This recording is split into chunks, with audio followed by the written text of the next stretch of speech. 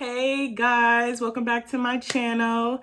I took my last exam today, summer semester, as a P1. So I am now officially a P2 and I'm so excited. So in order to celebrate that today, I decided to give you guys a story time of how important it is for me to be in school. Because a lot of people, this is just one story. This isn't even like this is just one story, and you guys know I don't even do things like this on my channel, but this is very important to me, and it's humbling to just remind me of how important it is to be here in my life. Like, I've been up all night, I haven't had any sleep. I can't remember the last time I watched TV. A lot of little things have been sacrificed in order for me to be here, but even in the midst of that, I'm still so grateful because it at one point was impossible. So this story time, get prepared, because I know a lot of people have dealt with something similar. So I just want to encourage you guys to go after what you want, no matter what people say to you, no matter how people treat you. Believe in yourself and go after what you want, because it's always in your hands. You create the life that you want to live. Yes, people can make it harder or easier, but it's up to you to make it happen. And this story time is a testament to that, because after I graduated with my bachelor's degree, I went back to finish up my prereqs to apply to pharmacy school. At that point, I was already declared a graduate, so I would either have to apply to be in graduate school or I had to declare another major. My GPA wasn't high enough to declare my major for pharmacy, which is what I wanted to pursue. So I was undecided. But then I found out, after I started selecting my courses for each semester, I saw that, this funding isn't going away. I don't see any financial aid. So I called and they said, basically, you don't get financial aid if you're undecided. I was like, this is what we doing? This is what we doing. Okay. So I'm like, cool. I'm not about to do all of this with y'all. I'm not going to go back and forth. So, you know me, figure it out, make shit happen. I literally looked up all the majors that the college offered in my city at the University of Toledo. I looked this up. I found a college that my GPA requirement would have been met, and I can just declare it. So I called them and, talked about the whole process and explained everything. And for me, I am a very honest person, almost to a fault, because if I would have just lied from the beginning, I wouldn't have had to do any of this, but that's not who I am. And it was just unfortunate for me that I even felt like I had to do that in order to pursue my career. So I was honest about it. I said, I want to pursue pharmacy. I won't have any aid if I'm undecided. So I have to be in this college because I need aid. So they put me in a position to have to meet with a director. Like, are y'all serious, bro? I just want to be successful. Like, why is it so hard? So I met with him and he just said he had the paper. He had the paper for me to start school for the spring semester. I met with him in the fall. Spring semester are the courses that determined whether I could apply for pharmacy school or not. So I just was hoping that he would not make this hard. He just said, they told me that you wanted to pursue pharmacy. This is our college. And if you declare your major and you drop out or you switch your major, it affects our numbers. It's just like, that has nothing. I don't need to know that. That's logistics. I don't need to know how your job is affected by what I do. Because really, what you're doing is affecting me and my job in the future, if we want to be real. But listen, I need something done. So I'm just sitting there. He's like, okay. They kind of told me what was going on, and I'm looking at your academic record. I see you're now interested in the College of Natural Sciences and Mathematics, but you shouldn't declare this major if you still want to do pharmacy. And quite frankly, you probably won't get into pharmacy school because your GPA is too low. He turns his computer to show me the national GPA average to apply and get accepted into pharmacy school. And I'm like, oh, he came ready. He came ready, because I didn't ask for his opinion. I didn't ask for any help on pharmacy school. I'm not in the pharmacy department where this will be communicated with me. I'm not here for that. I'm here for him to declare my major, sign some paperwork so I can be on my merry way. He took it upon himself to go out of his way to tell me how I would not get into pharmacy school, how my GPA is absolutely way too low to even be considered, and that it's unrealistic for me to think that I would get into pharmacy school when my grades are not good.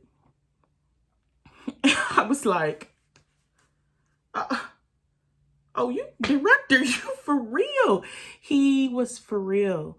And I remember his name. I remember his face. I remember what his office looked like.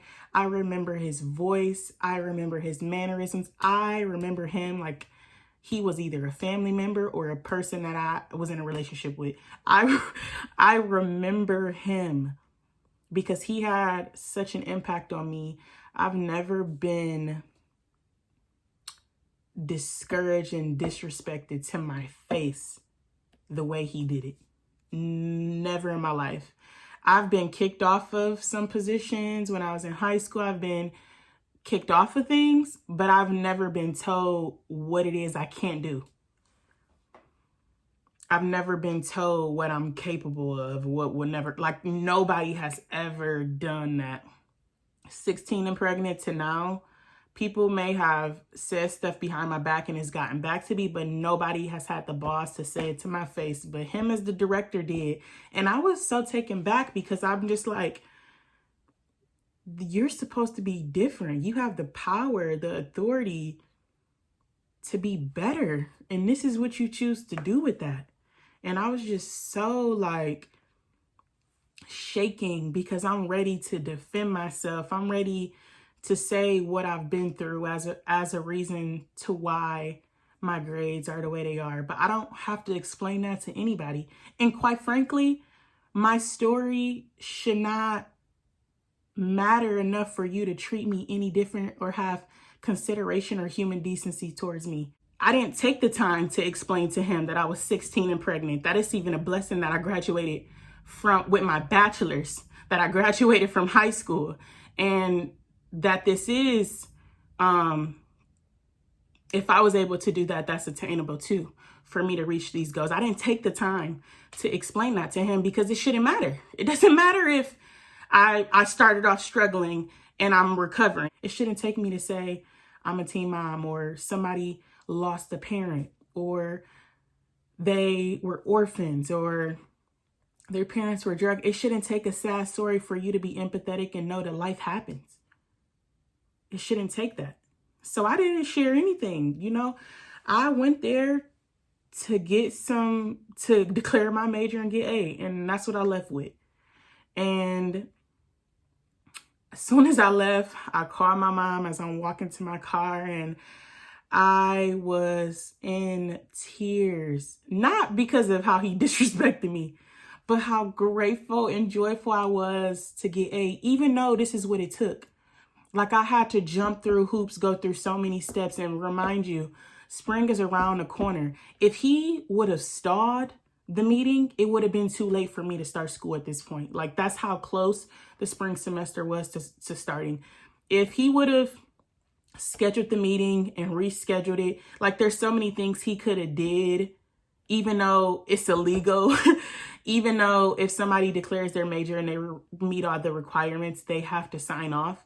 He still could have did a lot of things to make that not happen because of the time frame. And so knowing his power as the director, I just sat there and agreed. And soon as I got home, I deleted all the classes he signed me up for in that major, and I signed myself up for the classes I needed. Come on. And I just told my mom, like, I'm so grateful. Like, this is what it took, but I'm one step closer to making my dream happen. And I don't care if this is what it takes or more. Like, I have to be ready. It taught me humility. And I remember him, like, he made my life so hard. Like, I was on the phone with them for like 2 weeks. Like, it was ridiculous. So I signed up for my classes. I took my classes. And that same semester, I got my interview to pharmacy school that same semester. And it meant so much to me because it meant so much because when I got my email that I had an interview, I was with my family at a family function. When I got that email, I remembered how I basically had to beg for some money. I had to make this happen, you know, and God had me all the way. But around the same time when I had my rotations in Florida, I think this was in April when I had my rotations. Guess who reached out to me? Adam Hintz is his name, and he is the director of student services. He reached out to me and he said, "Hi, DeCourcia Sutton, how are you doing? I'm Adam Hintz, director of student services. I want to see how you're doing, if you're interested in coming back, blah, blah, blah." And I wasn't expecting it. I literally wasn't expecting it. But that was just, I didn't know how to act. You want to know why? Because I was in a very moment that would have never happened if it wasn't for him. Not just signing my paperwork for me to get aid, because I still would have found a way. I needed that discouragement.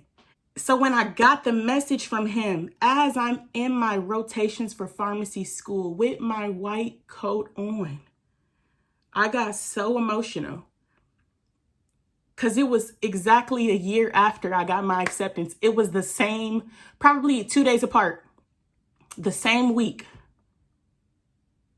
The same week, a year later, is when I got that message. The same week I got accepted. That's how ironic. So I'm in the pharmacy doing what I'm doing with my white coat on. And I had to thank God for giving me that, because I joked with my mom, like, I'm going to call everybody that doubted me after my white coat ceremony and, you know, show them, like, even if 16 and pregnant, no matter what anybody has going on, you don't need to be more of a discouragement. And I told my mom, I want to call everybody that doubted me to thank them, because they had a part in me being here. They thought I would never be here, but they had a huge part in me being here. And I mentioned him, like, I want to call his office. I want to go up there. It's COVID, so I didn't know if I could, but I'm like, Mom, I really want to reach, but I was joking. But look at God. He gave me the opportunity to turn my joke into a reality. I was like, yo, God, you are a clown at this point. You got the jokes, and I'm with the shit today. I'm with it. You hear me? I'm with it. He messaged me, and I pondered, because I'm like, is this for real? When does, advisors, directors literally text you? Like, I don't know if this is him or not, but I remembered his name. I let him know how things are going. And I'll have to maybe display the message here. And then after my message, I sent my picture so he know it's real, because I wanted him to remember me too. Maybe he didn't. But just like I remember him, I needed him to remember me. And I told him how well I was doing, that I'm in an accelerated pharmacy school program. I'm on a dean's list. That despite my GPA, I did it. No matter how unrealistic it seemed to you, I made it happen. And I said, I hope this will allow you to treat students better. And he said he's proud of me, whatever, whatever. You guys will see the message. And that was my moment of the year. Like, not just for me, because as much as it probably did something for him, because I could have reported him, I could have did all, like, I have proof at this point. You know, he followed up with an email after. I'll put the email here because you guys can reach out to him. He's the director of student services. His name is Adam Hintz. His email will be shown. It's nothing. He's accessible. Like, this isn't made up. This is for real. This is for real. Because people should treat their students better, especially when they're putting so much money into what they want to do. Money that's funding them. Money that is put in their pockets for their families. And the whole reason why we have advisors and that there are directors is for encouragement, for support, for guidance, not the complete opposite. And for me to be able to figure out what I needed to do in order to get where I am with no help, no advisors or faculty members helped me with my applications to pharmacy school. Why? Because they thought I was a joke. They thought this would never happen. They thought, like, for real, she is delusional if she thinks she's getting in. They thought that. It doesn't matter how delusional I look. It doesn't matter if you don't think this is going to happen for me. It doesn't matter my GPA. It doesn't matter any of that. Your job is to be a support, guidance, and everything that you can do. That's your job. I didn't ask for your opinion. You're not getting paid for your opinion. You're getting paid to put in the work to help me get to where I want to go, not to stop me from getting there because you don't think that I can get there based off of my academic record. That's not up to you to judge. And so I just was so grateful to God that he let me have that moment without calling and showing up boastful and bragging about where I'm at in my life. He gave me the opportunity to answer a question because he asked me, how was I doing? How are things going? And I simply just had to answer it. But God gave me the opportunity to showcase how good he's been to me. That I didn't have to be, my ego didn't have to be in the way. I didn't have to be prideful. I didn't have to shit on anybody. I didn't have to do anything. I didn't have to flex. He gave me like, I can't even explain it. It was so ironic for me to get the message the same week I got my acceptance a year ago. And it was even more ironic that and humbling that I knew had I spoke up, had I disagreed, had I said anything, I probably wouldn't be here. Because we have to remember who's in power. He's the director.